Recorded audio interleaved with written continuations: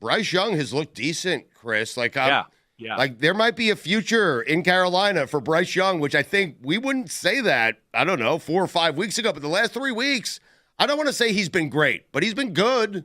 He's been good. Exactly right. He's a starting quarterback is what he's shown, right? Yes. That's the biggest thing. Yeah. I mean, we were saying, 7 weeks ago, like, no way, he can't do it. Right. Again, I think you're seeing another evidence in you can bench a rookie quarterback and he can come back, or a young quarterback, just like Anthony Richardson, right, who's had good moments. You can do that. Like, we got into this soft, sensitive, like, moment or decade here of like, oh, you can't hurt his feelings.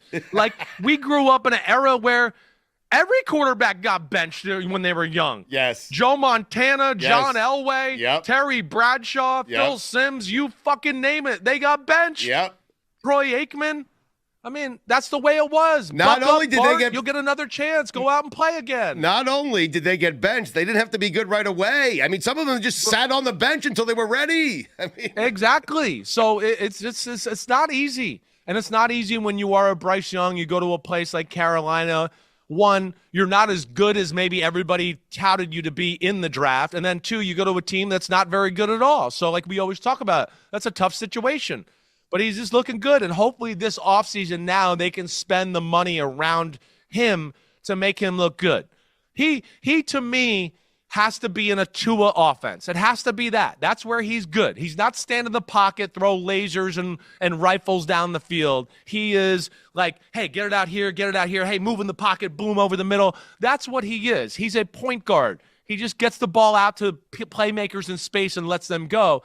I think that's how they have to formulate that offense around him going forward. I think the thing that's different about him, and it just kind of not even, it doesn't really speak to him, but it speaks more towards like the disorganization of the Carolina Panthers, is he's only starting because Andy Dalton got in a car accident. Yeah. Like, they wrote him off, and now he's back, and he's doing well, and it just seems like they don't know what they're doing with him, and had Andy Dalton not crashed his car, he wouldn't have gotten this shot this season. But I will say this, Billy and Chris, I wonder if you agree with this. I will say this. Yeah. Whatever they were doing with Bryce Young while Andy Dalton was starting, they did something, because he looks like a more competent, more confident quarterback out on the field. So yeah, he definitely does. And what they did behind the scenes, I don't know. Right. And Billy, I think at some point they would have gone back to Bryce Young no matter what. I think the Andy Dalton car accident and all that probably expedited the process, but they had to give him one more shot here. They had to see what he had. Of course. They couldn't go into the offseason going, we're not going to see him again, and then we're, oh yeah, he'll be better next year. He will. Why will he be better? I don't know, because he will. No, they had to see some of this right here at some point, and I think it would have gone this way no matter what. And now I think he's done enough, and hopefully he can do enough here that's starting to be positive, consistently good, like you're saying, Stugotz, to where, hopefully he can impress them to make sure he's the starting quarterback there next year and beyond that. Well, they also have time with him, right? So, like, even if you don't think that this is the greatest quarterback class and you don't see your quarterback of the future, you have times before you have to sign him to his 5th year. Of course. So, like, you can just say, you know what?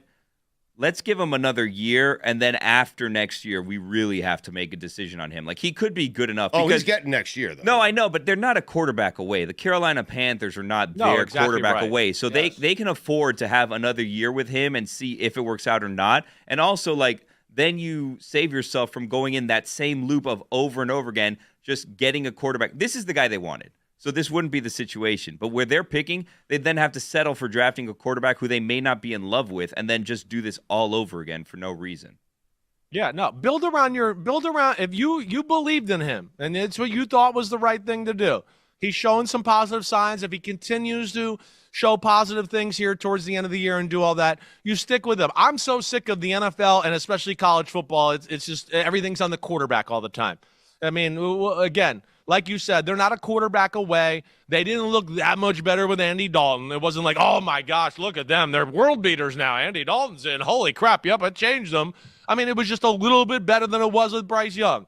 And now Bryce Young's come in and shown you, build the team around him. Let's see where it goes. I mean, how many times how many guys in the NFL right now do we have that story? Oh, on crappy team, you didn't build the team around him, and now he's on new team that has a good team, and we go, whoa, what did the last team do? Why did they do that? He's good. He's a starting quarterback. I mean, what is there, like 8 or 10 of those stories right now in the Sounds NFL? like Sam Darnold. I mean, right. Sounds like Baker Mayfield. Sounds like Geno Smith, right? I mean, we can just keep on going down the list. Right. Oh, Russell Wilson. Right. Yep. Okay. Where do you want to get? Exactly. Yeah, Aaron Rodgers. You're funny. No, but back to your earlier point, Aaron Rodgers sat behind Brett Favre for like 2 years, man.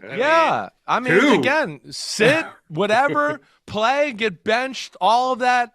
And if you're an NFL quarterback, you should be mentally tough to handle all those type of situations and succeed. And if you don't, then this just in. You ain't an NFL quarterback, so get your ass on the bench.